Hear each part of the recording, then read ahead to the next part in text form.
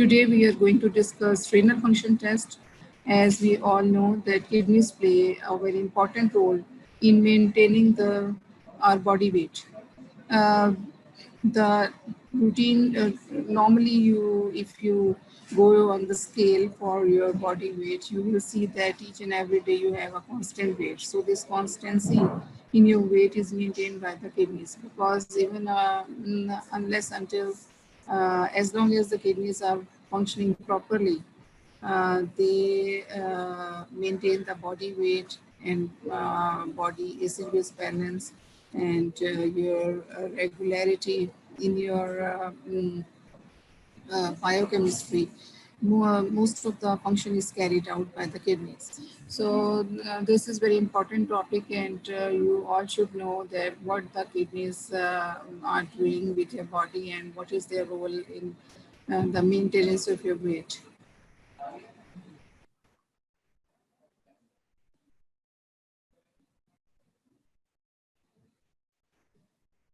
So here are the functions of the kidneys. Number one, we know that kidneys they play a vital role in the formation of urine, because if you do not pass urine, what will happen? All the fluid or water will stay inside your body, and there will be edema. You will gain weight. So kidneys, this is the role of the kidney to excrete all the extra water out of your body. Number two is excretion of non-protein nitrogenous substances. All the food, proteins, carbohydrates, and fats which we take in the form of food, they are broken down, they are absorbed, they are carried out to the uh, intestine, and their absorption, metabolism, and their excretion breakdown taking place. So all the end products of the protein are carried out of the body by the kidneys. Then regulation of salt and water balance. I told you that important role in maintaining the weight, in maintaining your intracellular, extracellular homeostasis. So this is one of kidney. Then regulation of acid-base balance. Acid-base balance is very important, and this balance is also are other organs like lungs, skin. They are also maintaining the body pH, but kidneys, they are also playing a major role in maintaining the acid-base balance. Then production of hormones, I told you 125 dihydroxycholecalciferol. This hormone is also produced by the kidneys. And this, in relation to parathyroid hormone, I told you that it helps in the absorption of calcium from the intestine. So these are the 5 major functions of the kidneys. Then why do we need to assess the kidney functions? Obviously, we do have some gadgets, we do have some parameters by which we can assess the role of the kidney. So you know that basic functioning unit of the kidney is nephron. In one kidney, there are 1 million nephrons. So we have 2 kidneys, so there are 2 million nephrons, and 1 million is equal to 10 lakhs. So 10 lakhs nephrons in one kidney, and we have 20 lakhs nephrons in 2 kidneys. And I tell you that when you take unnecessary painkillers or excess of painkillers, so with each episode of pain, you are losing one an NSAID, intake of NSAID, you are losing one nephron. So these kidneys, they are very sensitive organs, and the nephron has 5 parts. There is glomerulus, there is proximal convoluted tubule, distal convoluted tubule, loop of Henle, and collecting duct. You know, and each part of the nephron is playing an important role in absorption and excretion of the minerals, elements, hormones, and they are also maintaining the pH. So renal function tests, they are required for the assessment of the extent of renal damage. Obviously, we get to know that how the kidneys are working. then monitoring and adjusting the dose of renal toxic drugs, and all of the drugs which we take in by our mouth, they are excreted and their toxic products are excreted via the liver and the kidneys. So for example, I give you an example. In a cancer patient, if we start the chemotherapy, so before starting the chemotherapy, the assessment of the kidney function is made before the starting of chemotherapy, because these drugs are excreted by the kidneys. And if kidneys are not functioning properly, so their toxic end products will stay inside the body, and their role of that drug is not that much useful as it would be in the presence of working kidneys. So kidney function tests are performed before starting most of the drugs, chemotherapies, immunosuppression, etc. Then monitoring the progression of renal damage, and these renal function tests, they are also important to see how our kidneys are working, if they are working properly or not. So there are certain parameters, there are certain analytes and laboratory tests by which we go through the details of the kidneys. Renal function tests, they give an important information regarding the renal blood flow, urinary output, then renal tubular functions, then renal glomerular functions, and these all are, they sum up in the form of glomerular filtration rate. This is called GFR. GFR is the glomerular filtration rate. This is the filtration of the blood by the glomerulus in a manner. So in the next slide, I'll let you know what is the role of GFR. So when we take the sample of the urine in the lab, what we see in it, we do the urine analysis. We test for the assessment of glomerular function. We test to measure the renal plasma flow. We test for the assessment of tubular function.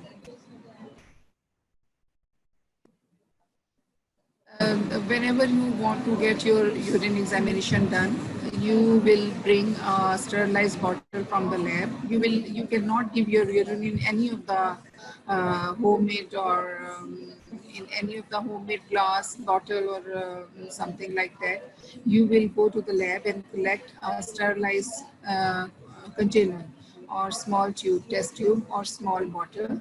So you will pass the ideal specimen for urine test is midstream urine. Midstream urine means that whenever a person passes the urine, the first part of the urine is discarded. First of all, you wash your area properly. Then first part of the urine is discarded. Second part of the urine is collected in the container. Third part is also discarded. So you will divide your stream of urine into three parts in your imagination. This is not the calculated parameter. You will imagine that you will pass the urine in three phases. First of all, washing the area is very important, because most of the normal pathogenic bacteria are there. They will be washed out. Then you pass the first part of the urine, and midstream urine is always ideal for the urine examination. Then you see the color of the urine. Cross examination. Cross examination urine, you all know what is the normal color of the urine. Is it lighter in color, darker in color? Some concentrated urine is more yellowish in color as compared to the normal urine. Then there are certain strips in the lab. They dip the strip, and on the strip there are a number of things are written, like its specific gravity, its pH, its proteins, nitrogen, bacteria, etc. You will see this strip, and you will see that there are a number of things which are written over it. So chemical examination is carried out, and a slide is made to go through the microscopic examination, and we all know that what is the microscopic examination and how the slide is made in the lab. Then these are the tests for the assessment of glomerular function, renal function test. This is the renal clearance test. Blood urea and serum creatinine. These are the number one renal function test. They include blood urea and serum creatinine. Normally, if you want to get your RFTs done, you will advise on the prescription paper, blood urea and serum nitrogen, so first of all, because these two parameters, they give an idea that how the kidneys are functioning. Is it functioning properly, or is it, because whenever you know that a person is have failed his kidneys, renal failure, kidney failure means both kidneys are failed.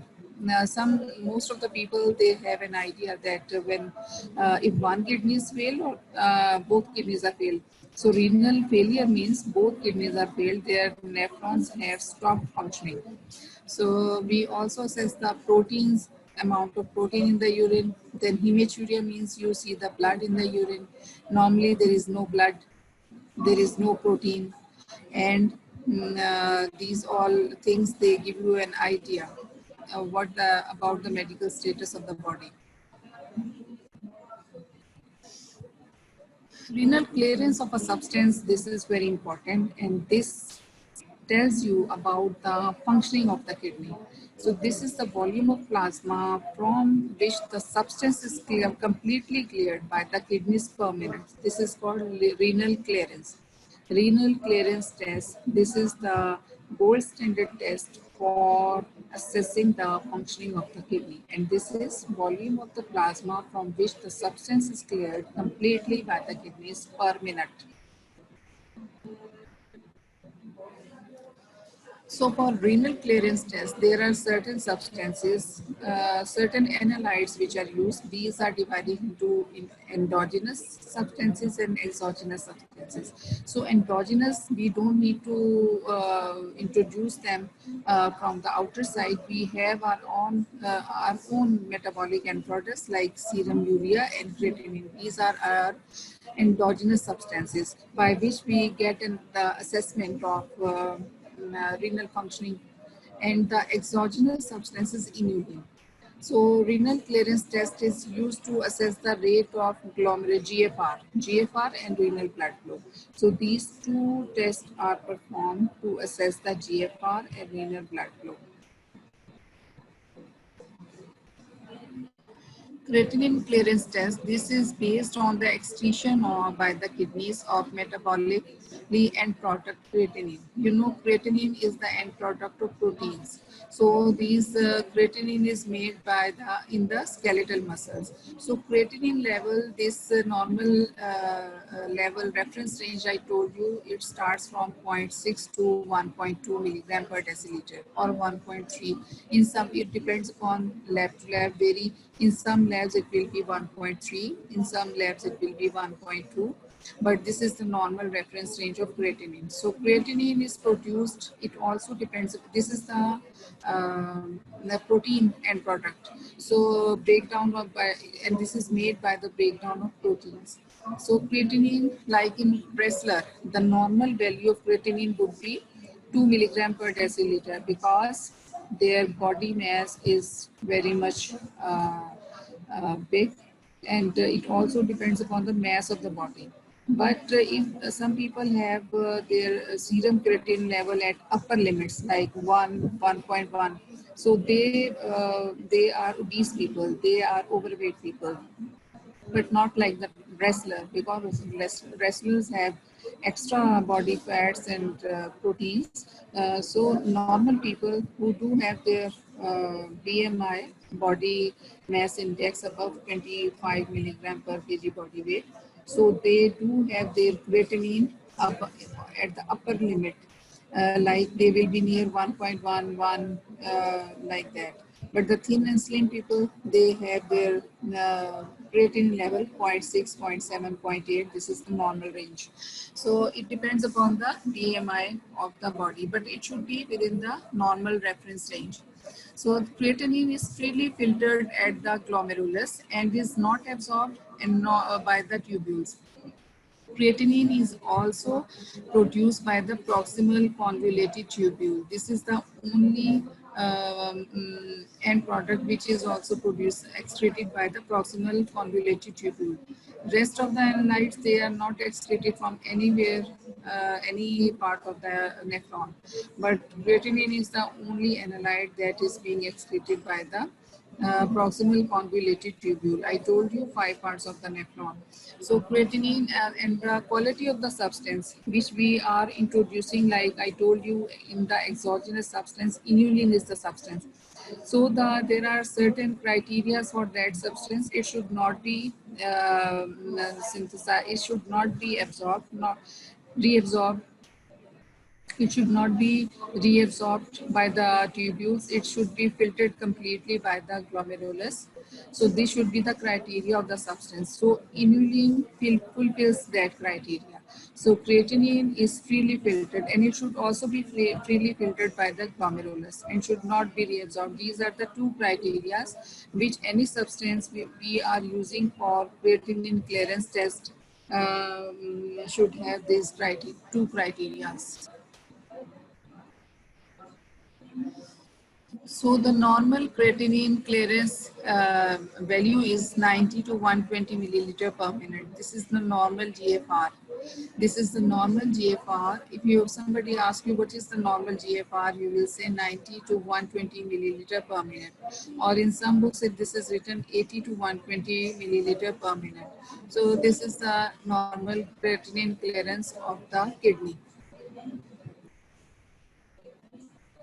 And normal value of urea clearance by the kidney is 75 ml per minute, and its sensitivity, urea sensitivity is less as compared to the creatinine. So urea is not so commonly used. Mostly creatinine is used, and 40% is filtered urea is reabsorbed, because 40% of the urea is reabsorbed. That is why this is not so sensitive. But creatinine, this is not reabsorbed. This is completely filtered by the glomerulus and excreted out. So this is the most sensitive as compared to the urea.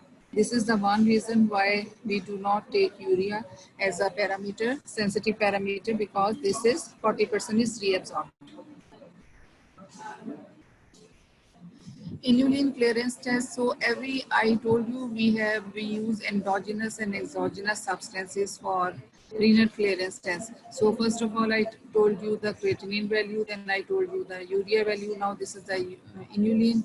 Its value is 120 milliliter per minute. This is freely filtered, neither reabsorbed nor secreted by the tubules. So these are the three criteria. They should be freely filtered, neither reabsorbed nor secreted by the tubules. So method of choice for determination of GFR is inulin. If we want to introduce the exogenous substance, we will use inulin. So tests for those were the tests for the assessment of the renal clearance. Now these are the tests for the assessment of glomerular function. I told you blood urea and creatinine. So and we have seen the urea and creatinine. I told you about this level. Now in the next slide, we come to know what is the normal serum urea level. Normal serum urea, blood urea level is 20 to 40 milligram per deciliter. This is the normal reference range. And creatinine, I told you before, 0.6 to 1.2 milligram per deciliter. Protein urea, normally I told you there is no protein in the urine. And if you found +1, you have seen that if you have gone through the urine report of some of your elders, you have seen that there is nil, nil, nil. In front of every heading, there is nil, nil, traces or +1. So this +1 has a lot of meaning. So small amount of protein, usually less than 30 to 300 milligram per deciliter is the 30 to 150 milligram per deciliter is the normal value. So if you find that there is +1 protein, it means that kidneys have started leaking out the proteins. Normally, protein is a big molecule. It does not pass through the glomerulus. So if it is passing through the glomerulus, it means that the kidneys are deteriorating their function. There is leaking. There is the porous part of the kidneys is the pores have become big due to some underlying medical condition. So this is not normal to find protein in the urine. Whenever you find a protein in the urine, you should get alert that there is something wrong with the body. Something metabolic process is going inside the body. So normally there should not be any protein in the urine. It should be nil. If you find traces or +1, you should get alert. So small amount of protein, usually less than 30 milligram per day, is found in urine, in the urine, but this is not detectable by the microscope. So microscopic examination should not give the report of traces 30 milligram per day. Although 30 milligram is a value, but this is not detectable by the microscope. So 30 to 300 milligram per day is also is called microalbuminuria. It means small amount of urine is leaking out from your glomerulus. I told you glomerulus is impermeable for the proteins. This is a big molecule. Its size is big. It cannot pass through the glomerulus. If this is passing through the glomerulus, it means there is some underlying medical conditions going on in the body. Microalbuminuria is the earliest sign of renal damage. Okay, I told you if you find microalbuminuria, it means there is the damage has started inside the kidneys. Nephrons are leaking the proteins. Nephrons are weak. Their porous part has become big. So the kidney damage has started.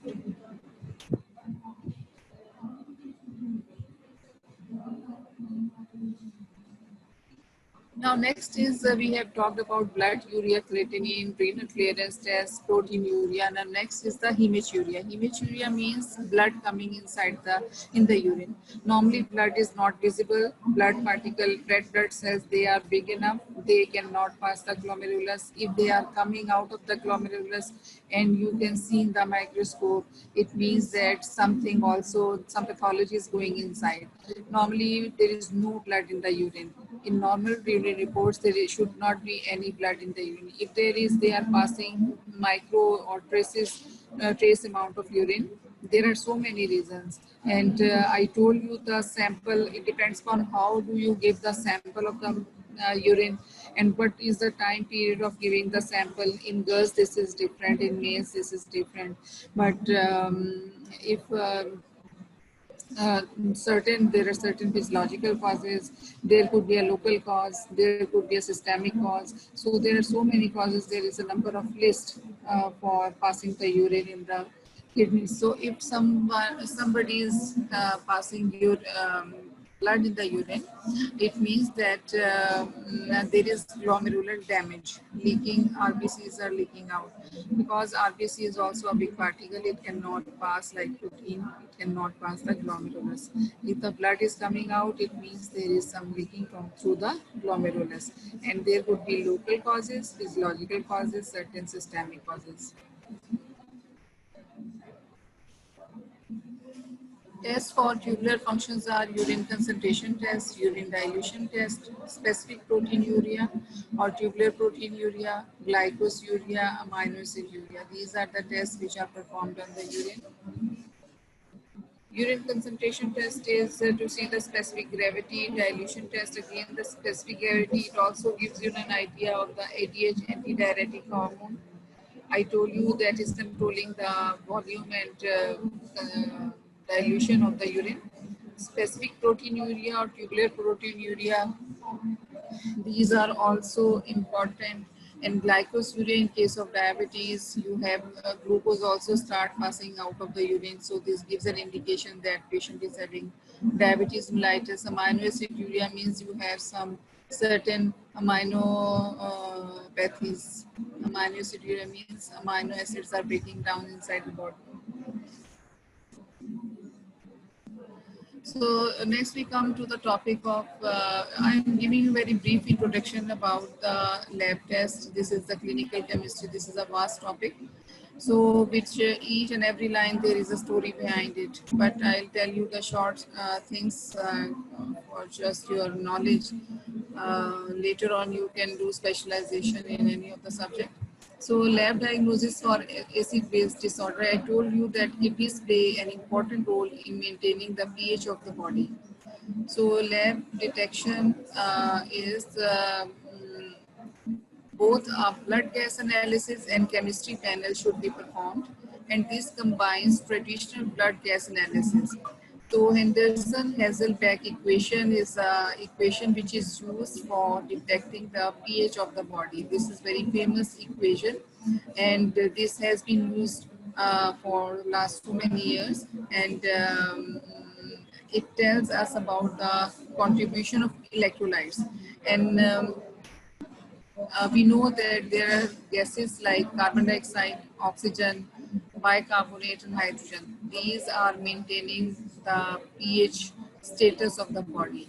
So this acid-base balance is also maintained. Kidney is one of the major organ which is contributing in maintaining the pH of the body. Uh, and this acid-base balance, if this is not within the normal range of pH of the body is 7.35 to 7.45. If this is above and below, so if this is below 7.35, it means the body is in the acidic state. If this is above 7.45, this is the alkaline state. So below 7.35 is called, this condition is called acidosis. Above 7.45, this is called alkalosis. And both of these conditions, they have a severe and life-threatening consequences. And this homeostasis is maintained by the, I told you, by our skin, by our lungs, and by the kidneys. So if the pathology is in the lung, this is, and this acidosis and alkalosis, this is again subdivided into metabolic acidosis if the condition is in the kidney. If the condition is in the lungs, this is called respiratory acidosis.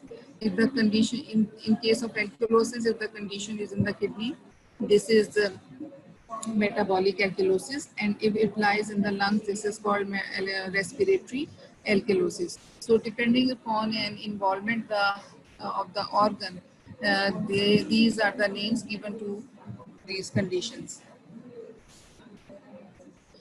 So a minor change in the pH, it can produce, I told you, most of the metabolic conditions like diabetes mellitus is one of the major cause. It changes the pH of the body, extracellular fluid, intracellular fluid. So when it changes the pH of the body, so they are causing disturbances because all organelles, electrolytes, hormones, and enzymes, they have a cell wall. They have extracellular environment, they have intracellular environment. So when there is a change in the pH, they can produce major changes in these things like enzymes, electrolytes, and hormones. You get acidotic every day. Examples are when you take fizzy drinks like Coca-Cola, 7-Up, or any such kind of cold drink, uh, Fanta, or any such type of drinks. Most of the students, they are in a habit of taking the cane for a drink. So these drinks, they change your body pH. They take your body pH towards the acidic side. Certain metabolic conditions like diabetes mellitus is one of the major cause. It can change your body pH. Then your eating habits, drinking habits. So there is a production of 1 millimole of fixed acid per kg per day. So our body produces more acids as compared to the bases. So cellular metabolism produces all the time in our cells, the metabolic process is going on. So cellular metabolism in our body is a complex of cells. So cellular metabolism, they produces carbon dioxide, and metabolism of the lipids and proteins, they produce acid. Volatile acids are H2CO3. Carbonic acid, if this is broken down, it converted into carbon dioxide and water. Lungs, they produce lots of carbon dioxide because we inhale oxygen and exhale carbon dioxide. So all the end product of breaking down of all the substances, the end product is carbon dioxide and water. So there are certain fixed acids like sulfuric acid, H3PO4, uric acid, lactic acid, ketone bodies. These are the fixed acids which are produced in metabolic conditions. Hemostasis of the pH, I told you, is tightly controlled. So this is our body intrinsic mechanism that is maintaining the body pH. This is by nature. So extracellular fluid has a pH 7.4. Blood has a pH 7.35 to 7.45. I told you if we have pH less than 7.35, this condition is called acidosis or acidemia.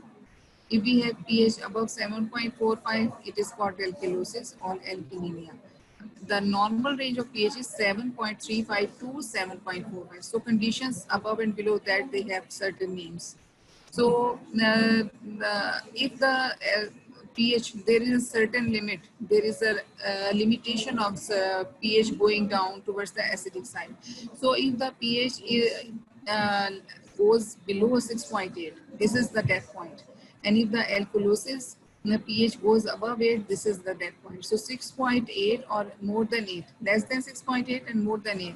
These two pH, they are not compromised by the body. So these are the fatal conditions in which the pH goes below 6.8 and above 8. So death occurs. So these are not compatible for life. This is the chart showing the normal pH, acidic values 7 to 7.35, alkaline 7.4 to 8, neutral pH is 7, and death is in acidic condition 6 to 7, and in alkaline condition 8 to 9. These are the death points.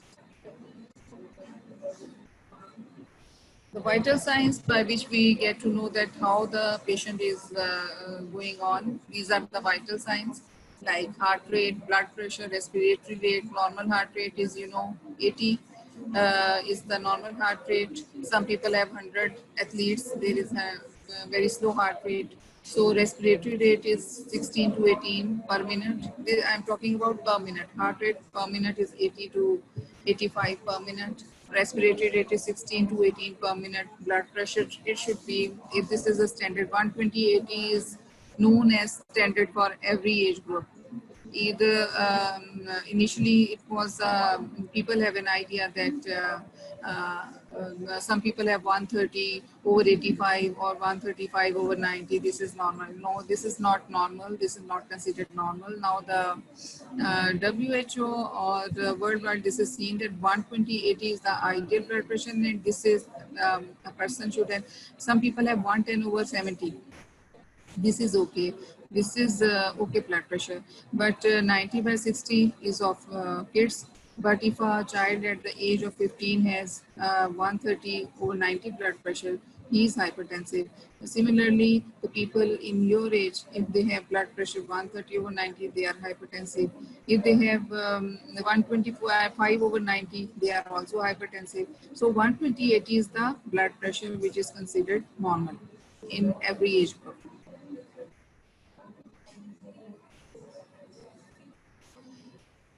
The intracellular pH is maintained at about the pH of neutrality. 6.8 is at 37 degrees centigrade, because this is the pH at which metabolite intermediates are all charged and trapped inside the cell. So this pH is, I told you, maintaining the body atmosphere. Homeostasis of the body is maintained at certain pH, certain temperature. So 37 is the normal temperature. If you get higher than this temperature, this is the temperature.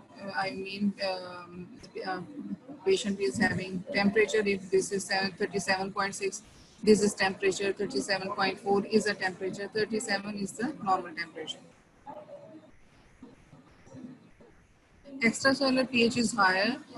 This is four-fold gradient favoring the exit of hydrogen from the cell to avoid powerful effects of intracellular hydrogen accumulation on metabolism, because every metabolic product, when there is metabolism inside the body after taking food, after doing exercise, or after doing taking certain foods which are having more protein inside them. So there is reabsorption and breakdown process. So all the breaking down metabolic processes, they are producing hydrogen ion inside the body. So the intracellular hydrogen ion is expelled to the through the cell membrane to the extracellular environment, and this is fourfold increase as compared to the intracellular, because it has to wash out and it has to maintain the body pH by our lungs, by our kidneys, by our skin. So stable intracellular pH is maintained by intracellular. How this pH is maintained? Now the question arises in our mind that how, what are the things which are controlling this pH? What is the process which is controlling this pH? So these are the intracellular buffers. We have buffer system inside our body. So there are 4 or 5 buffers. The most important buffer is hemoglobin buffer. So I tell you the list of the certain buffers which are actively taking part in maintaining the intracellular buffer. So they are also adjusting the arterial pressure of carbon dioxide, and they do the loss of fixed acids from the cell into the extracellular fluid. So they are expelled out of the body. So the buffers, blood buffers, there are certain blood buffers, cells in the lungs, in the kidneys. So pH balance is maintained by the blood buffers. Most common is blood buffers. Then cells, lungs and kidneys, they are also taking part in maintaining the pH of the body. So buffering occurs immediately. This is not a delayed process. This is immediate process. So respiratory system, it takes 12 to 24 hours in maintaining the pH of the body. So respiratory regulation of carbon dioxide is intermediate. So it takes 12 to 24 hours in maintaining the pH of the body. And renal system, it takes a bit longer time, 24 to 72 hours. And main ions which the kidneys are controlling are hydrogen ion and bicarbonate ion. But the respiratory system, this is controlling the carbon dioxide, because if there is more carbon dioxide, this is respiratory acidosis. And if there is more bicarbonate ion, this is metabolic acidosis. More hydrogen ion, this is metabolic acidosis. And that this is respiratory acidosis or metabolic acidosis. This depends upon the amount of value of carbon dioxide and hydrogen. If there is more carbon dioxide, it means the patient is in respiratory acidosis. If there is more hydrogen ion, it means this is metabolic acidosis. Similarly, bicarbonate, this it shows the alkalotic state. Also, you will see the pH of the body.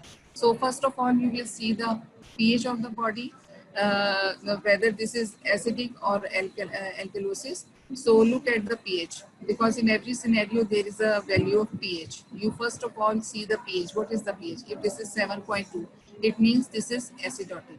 If this is 7.47, it means this is alkalotic. Now next question is whether this is metabolic or respiratory. We will see the level of carbon dioxide, we will see the level of hydrogen. If this is more than their normal values, we will label it respiratory or metabolic according to the values. Then is the next question, what is the status of the body, and in the scenario you can get this question. So our first line of defense against pH shift is chemical buffer system. So we have bicarbonate plus we have extracellular buffer system, we have intracellular buffer system. So in extracellular buffer system, these are bicarbonate and proteins, and intracellular buffers are phosphate and protein. So water and carbon dioxide, they combine together to form the carbonic acid. This again can be broken down to bicarbonate ion and hydrogen ion. The equation is showing in the red color. So protein buffers are hemoglobin buffer, in which only the RBCs comes, then amino acid buffer, plasma protein buffers. These are the protein buffers. These are very important. Protein buffers are hemoglobin buffer, amino acid buffer, and plasma protein buffers.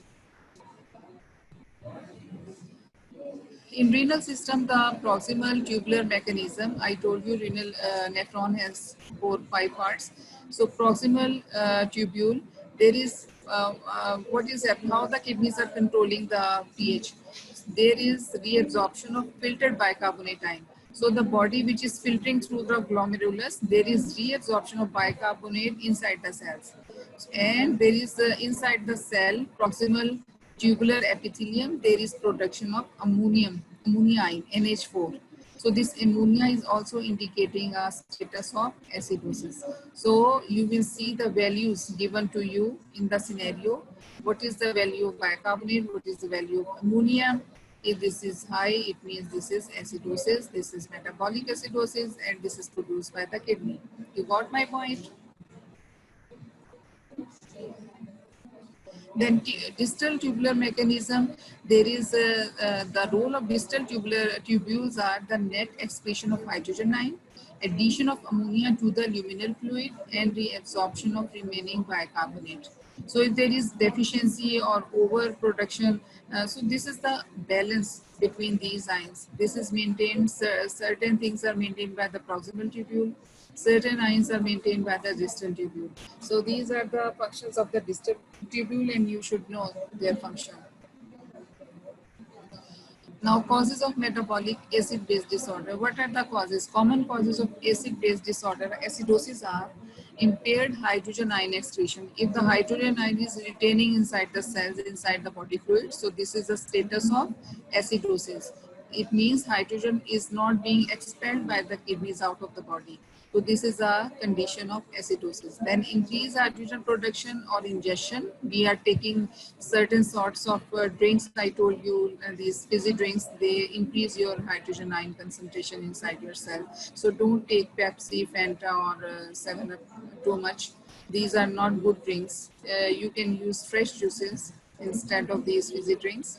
And loss of bicarbonate ion. This is also a condition in which there is loss of bicarbonate ion, and when the bicarbonate is lost, so what happens, the more bicarbonate is excreting out of the body, and what will happen, the balance will be lost. So more hydrogen will retain, bicarbonate is going out, so body will go into acidotic stage.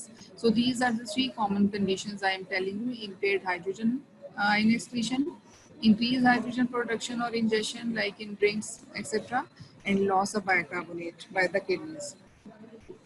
Now, common alkalotic conditions are loss of hydrogen whenever you have vomiting, you have GI upset, so there is vomiting, so you are losing hydrogen ion. So the body goes into a state of alkalosis.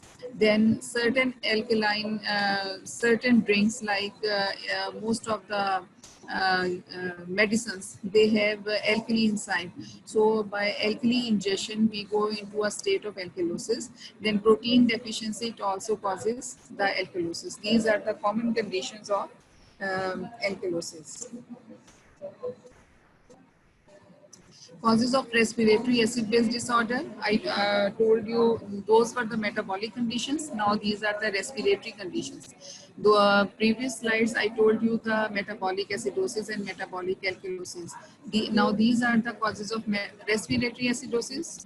Respiratory acidosis common conditions are choking. When somebody is holding your neck and pressing it inward, this is the choking. Bronchopneumonia and chronic obstructive airway disease.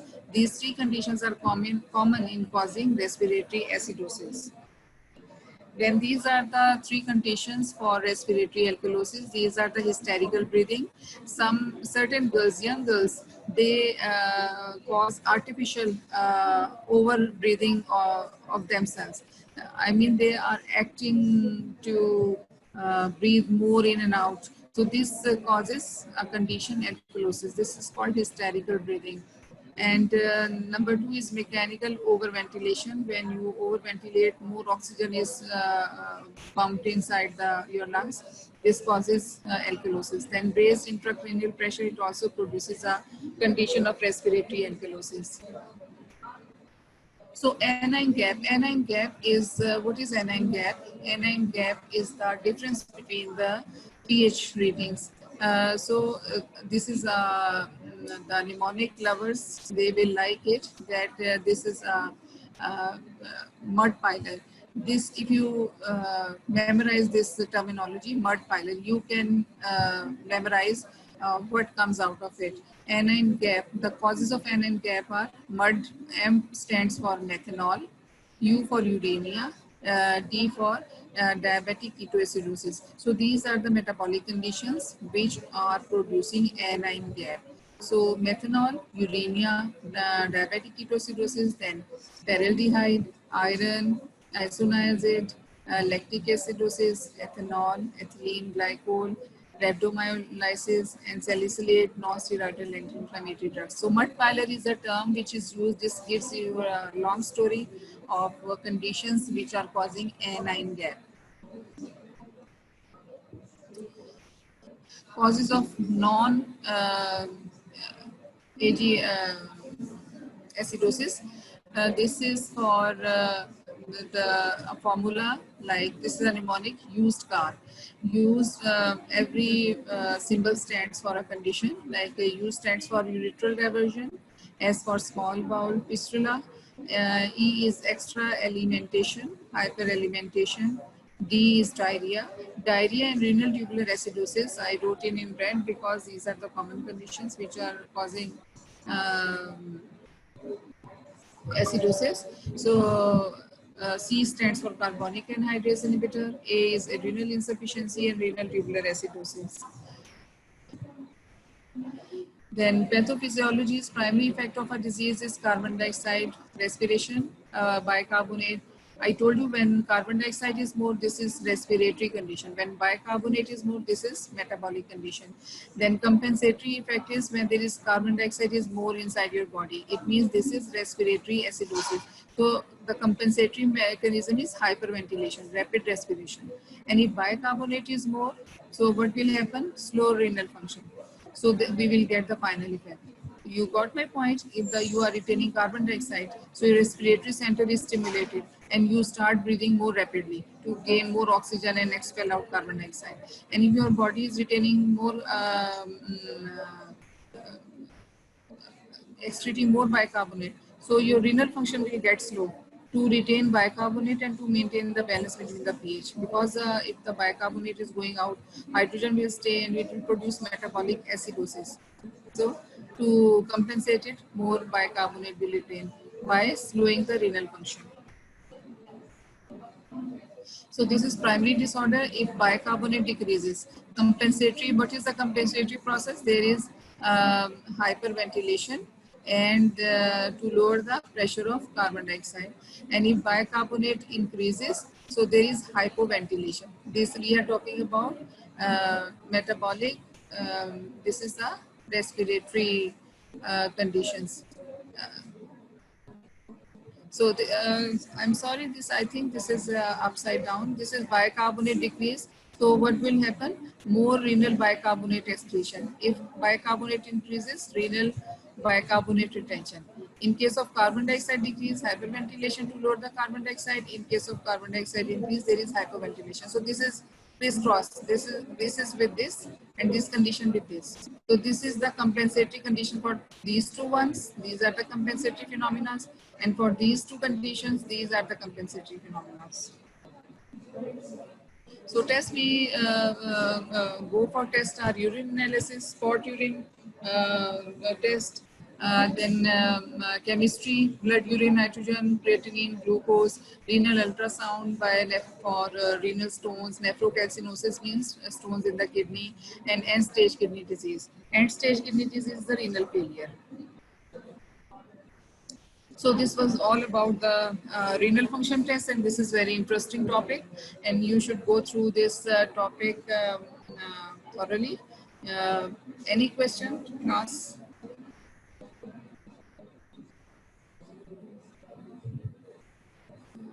Voice is clear now. Any question, class?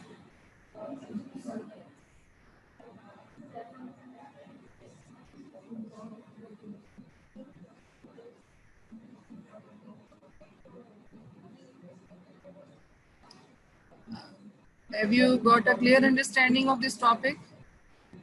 Girls and boys, please give me your response. Okay. Boys, have you got an idea of renal function test? Acid-base balance is very important. Renal function tests are very, very important. Um, any question?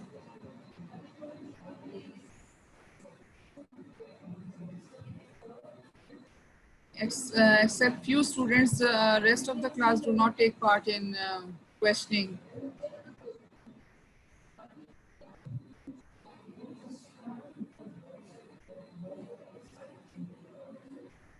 Carbon dioxide and hypoventilation का link. Carbon dioxide and hypoventilation link is when you are retaining carbon dioxide, you will hyperventilate because the respiratory center in your brain that is very, very sensitive.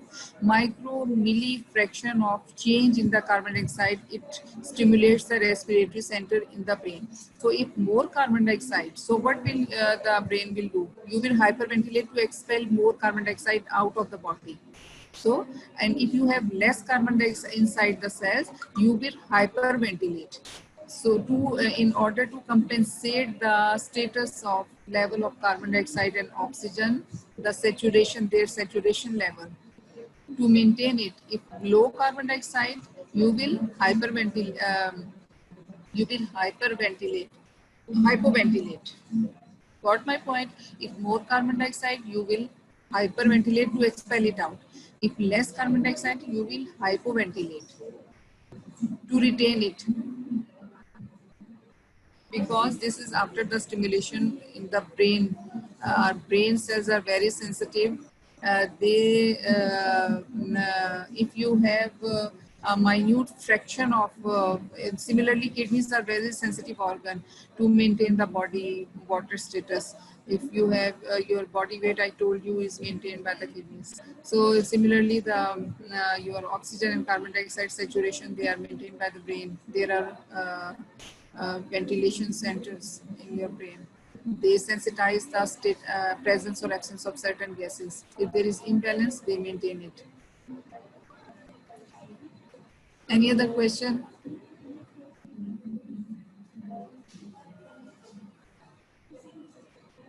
Any other question, boys?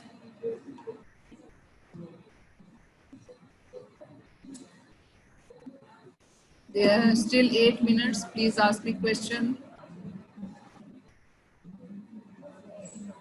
Next topic will be liver function test, and I'll give you some of the acid-base balance scenarios, so you will get an idea how we detect the abnormalities in our acid-base balance. So liver function test and acid-base balance will be the next topic. Some scenarios, questions for your better understanding. This is not an easy topic, acid-base balance. So I'll explain you in more detail by putting scenarios in front of you. Any question, boys?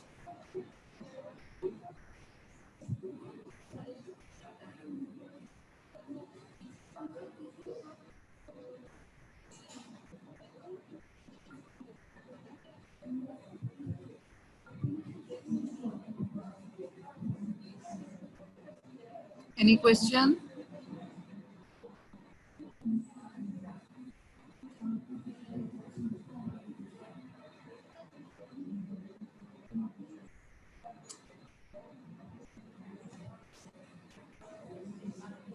Boys, any question, please? There's still 6 minutes left.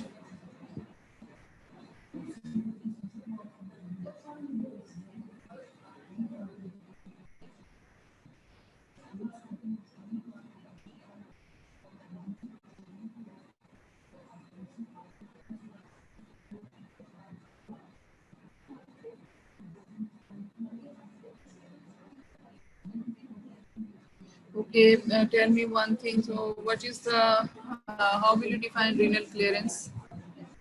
What is renal clearance test? Anybody? What is renal clearance?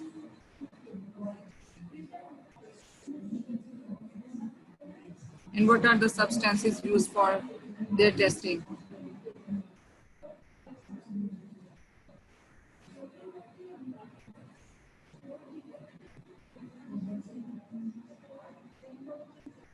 This is the renal clearance, is the volume of blood clearing out the substance per minute, okay, by the kidneys.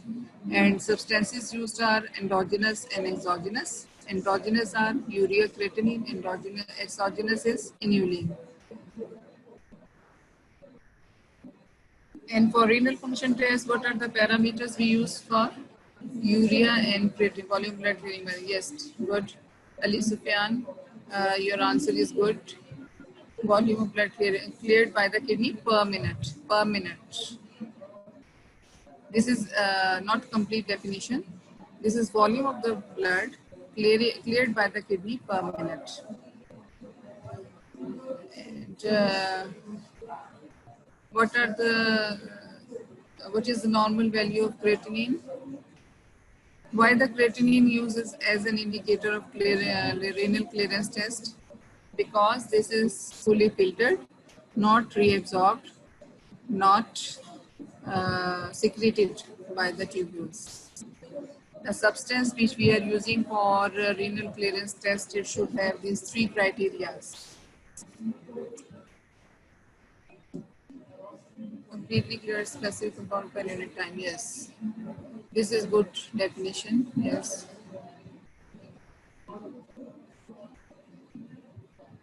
And creatinine is better than urea. Why? Because urea, 40% of the urea is absorbed by the kidney. And the condition, which conditions are called,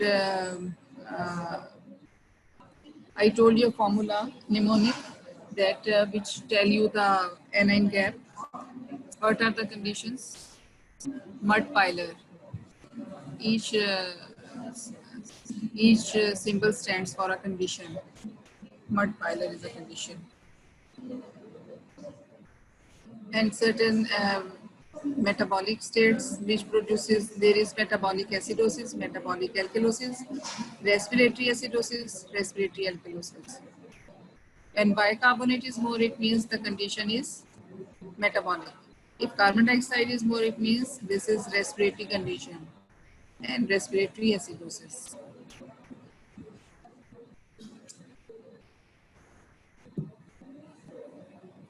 So any other question?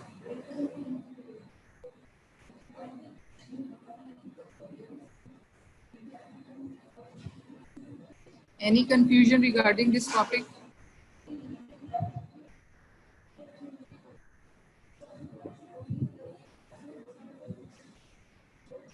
Okay, class.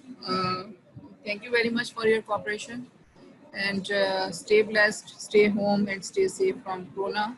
Next time, next week, inshallah, we will talk about liver function test, and I'll show you some scenarios for having a good understanding regarding metabolic and respiratory acidosis alkalosis. Thank you. Allah Hafiz.